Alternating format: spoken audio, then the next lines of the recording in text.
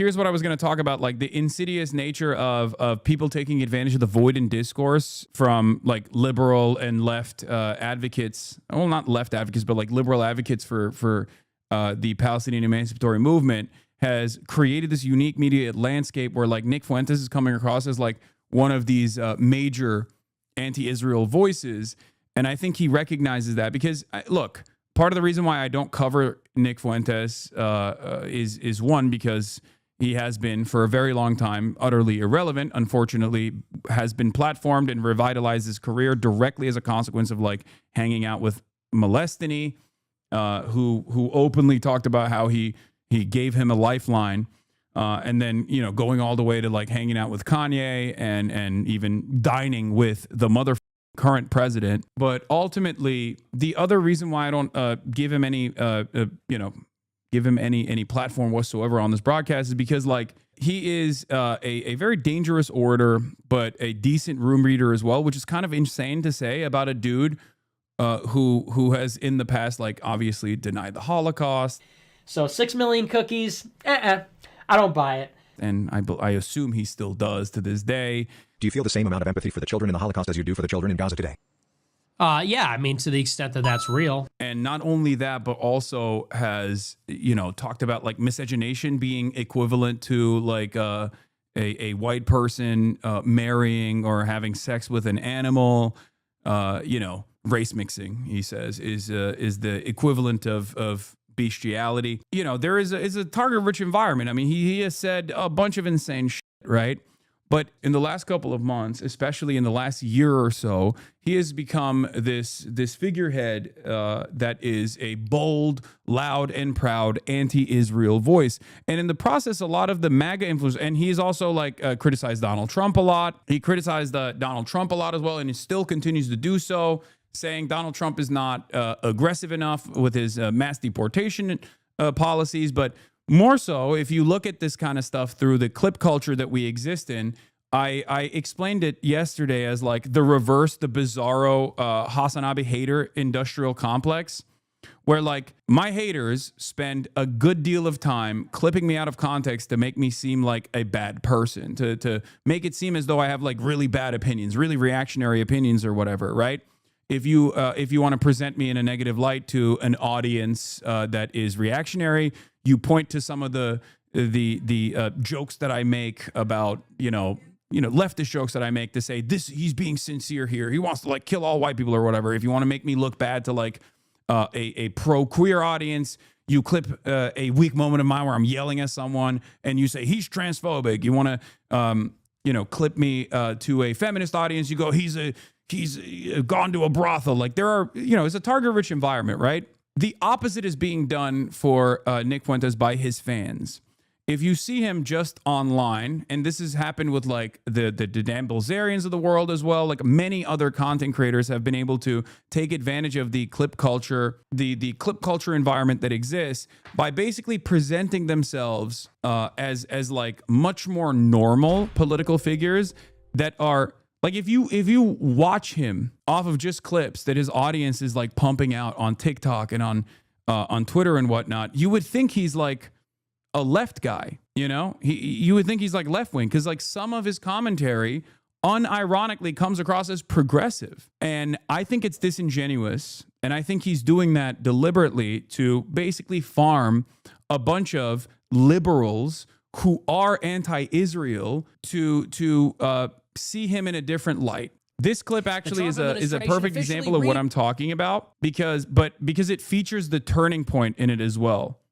Because if you clip him in the first half, you think he's being progressive. And then in the second half, he actually reveals his true nature. Let's take a look. Names the Department of Defense to the Department of War. Ooh, because as Trump says, we're not just on defense, we're also on offense.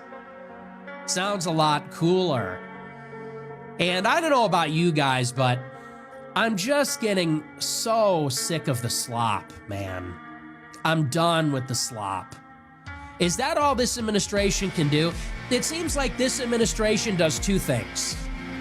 It renames existing things, like the Gulf of Mexico, like the Persian Gulf, like military bases, like the Pentagon. It renames things, Hasan, what the fuck are you doing, bro? Do you not understand what I'm doing here? I'm showing you a clear-cut example of how he presents himself from a clip that actually then shows his true nature.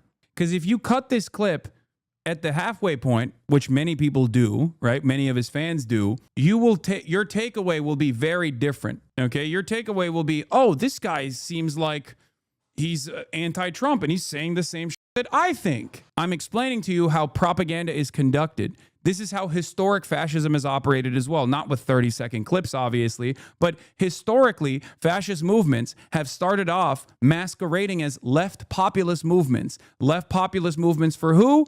The designated in-group. Whether it be, ironically enough, Israel in its inception, which was supposed to be this socialist project, but for the chosen people, or whether it be Germany's National Socialist Party. The Nazis wanted to do socialism, but for the Volk, the chosen people, the Aryan people. Except they weren't really invested in socialism at all. They just used the momentum and the popularity, the existing popularity of left populist statements.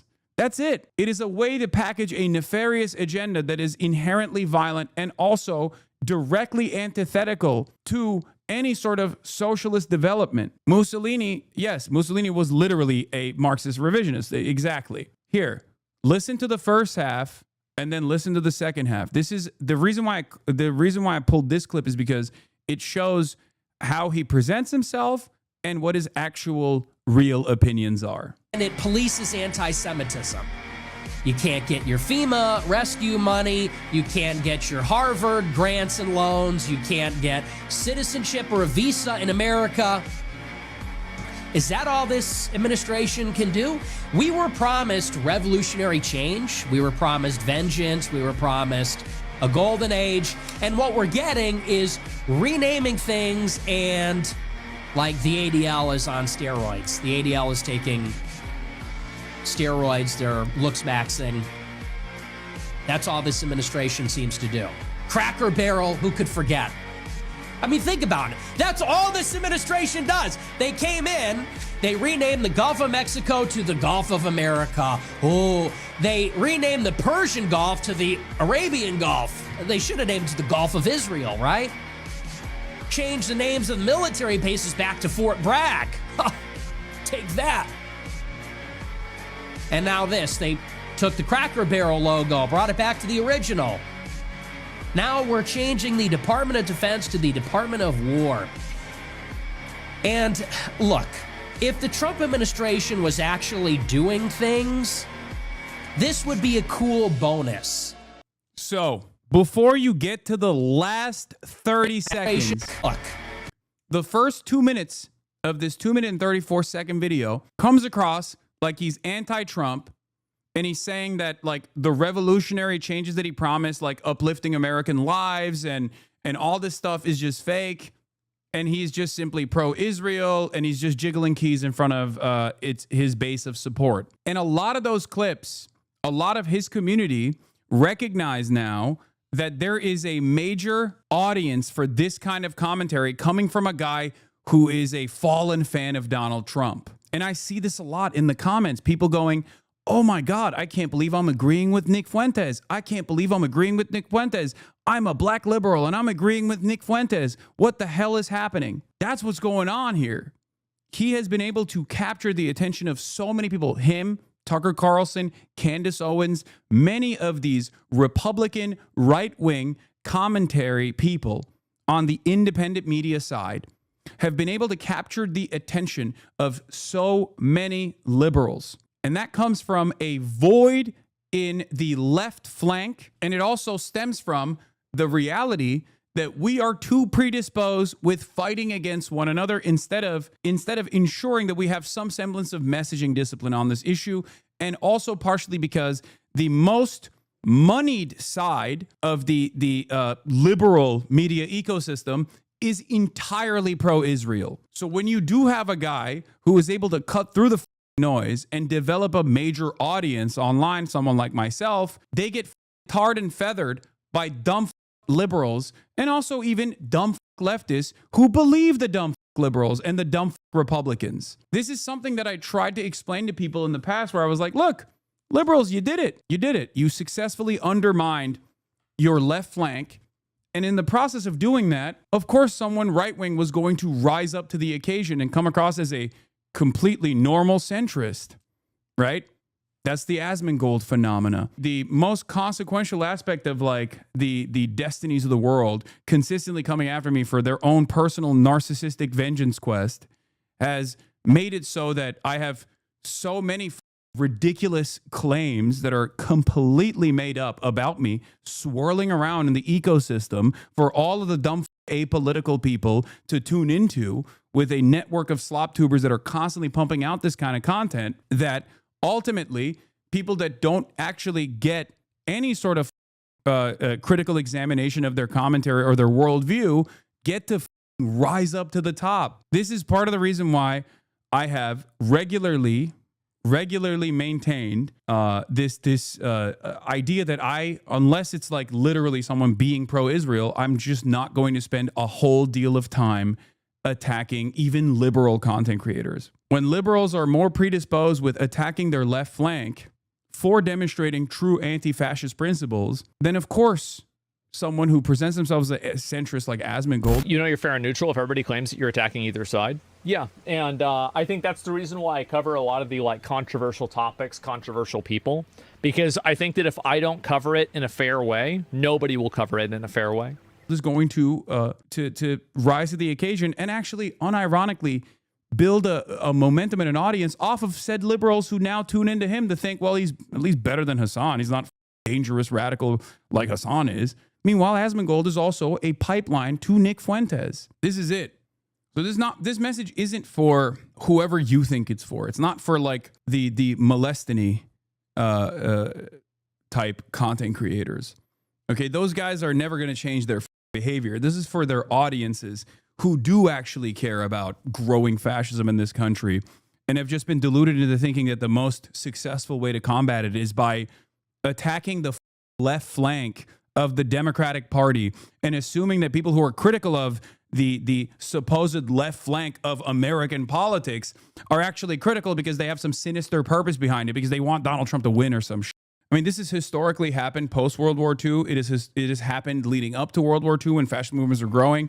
Liberals consistently engaging in appeasement for growing fascist movements out of fear that they're going to lose power, lose their grip on power, end up offering amenities and offering power to the fascists because they think they can just like wield some semblance of wield some power to I guess like maybe prevent full-blown fascist takeover. And it is a failure. It was a failure before World War II, and it has been an abject failure after World War II. That's why you see so many anti-communists end up directly, like anti-communist liberals, like Canada is a great example of this, like directly becoming a critical supply line for consistent fascist movements, because who are the most vicious post-World War II? Who were the most vicious and most successful anti-communists?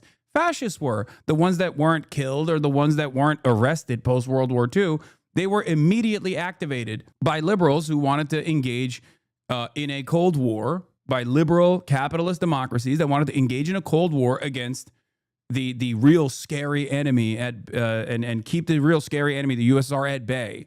This is real dangerous. Now that I showed you the first 2 minutes, let's see what his actual opinions are. If the Trump administration was actually doing things, this would be a cool bonus. And maybe you could make a defense for it. No pun intended. Maybe there's a case to be made for this. But if you're not doing anything, like take a look around. The deportation's not happening. The legal immigration will continue. 600,000 Chinese students. War in Ukraine is, if anything, it's getting worse. We do this every night. I mean, you get it. The state of this administration, it's not making as much progress as it needs to be. Yeah. Plays the first minutes, then you ask for 15 minutes before playing the last 15 seconds. Okay, brother. Yeah, I wonder why I did that. I did that to literally show you how this nefarious, cynical propaganda works.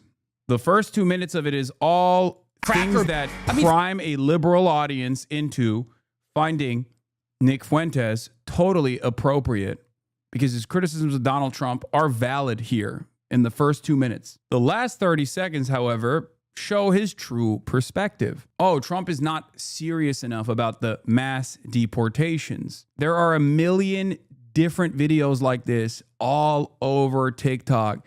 His fans are basically blasting this all over the timeline, all up and down the timeline, because they recognize that there aren't that many skilled orators that are actively communicating how fucked up the Trump administration is, especially with its like undying loyalty to Israel. And they are presenting Nick Fuentes as like an anti-Trump possible progressive figure. It's crazy. Meanwhile, I don't think his opinions have changed at all. This is what I mean when I say the danger of like allowing Tucker Carlson all the way back in 2016. I wrote about this extensively. I talked about this extensively.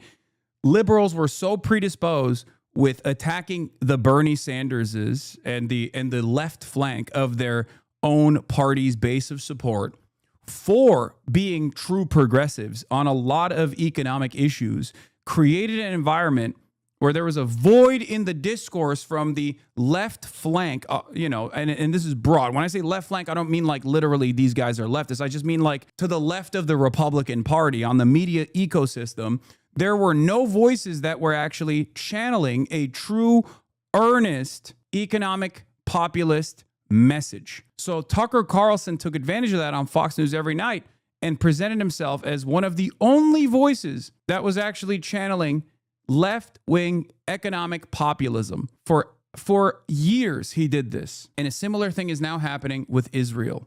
There's a reason why people think like, well, some of the most, visible, some of the most like, some of the loudest voices for Palestinian emancipation are right-wingers and far-right people. A lot of liberals also have this idea that they, these guys can be fixed, Meanwhile, they don't realize that in that process, they themselves are actually leaning into the nefarious part of his agenda, the nationalist message. Yeah, those people are just freaks. The whole look, anyone that has any genuine racial hatred, we have to just say there's something wrong with you. I understand not wanting to live around black people. I get it. And I understand when you see what black people do, some of them, I understand hating that. But this whole autistic racial, actual racialism, actual racial militant hatred, it is like a freak show, because that comes from an emotional place. It is one thing to say that, there are whites and blacks, and black people clearly are not on our level of development, and that's why they're struggling. That's why they're not integrating well, and that's why there are these problems. It's one thing to say that clinically, and it's one thing to see what they do and get frustrated by it and get angry about it. It's a whole other thing to have this persistent antipathy for vast groups of people. That is just a low IQ, a dysfunctional thing. And everything, but that doesn't make you mad. It's yeah, it makes me mad. I'm not filled with racial hatred for an entire group. Even the Jews, as much as justified as it would be. No. But even I do actually like a lot of Jewish people. I even though Jewish people have ruined my life in many ways and they do horrible things, I don't have a hatred for them as a group, and I could say nice things about them, But that comes from being a Christian. That's the kind of peace, and that's the kind of disposition that you can only have if you love God, if you truly have love in your heart for people. And it's no coincidence. It's always these pagans that harbor this intense animosity all the time.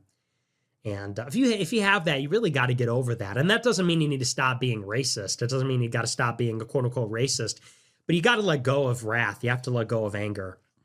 You can't let that define you. His racial animosity stems from a totally reasonable anger that he feels, born out of maybe even the structural undermining of black people. Do you understand how he is nefariously packaging just like regular ass racist opinions, but recalculating and restructuring it in a way where it like is supposed to make sense to the normie, to the average normie, while simultaneously casting people who have racial animus for, you know, as he calls it, like autistic racial purity and race realism opinions. In this video, in this short video, he basically says that black people are undermined structurally, and it creates an environment where like they end up behaving in violent ways, and that creates resentment, and that's an understandable resentment to have. Of course, ultimately, this is not, yeah, I mean, ultimately, he doesn't even believe that. He does believe the racial purity politics. He's a Nazi. Like he is still saying that there is a genetic component associated with it, but you shouldn't be super mad ultimately about it. Like this is why he's a dangerous propagandist ultimately, because he is trying to normalize the eugenicist perspectives that he has in a way that can go either way, where you can just like, where he gives himself like a level of plausible deniability by saying like, I'm not like those kinds of racists, when he very clearly is those kinds of racists.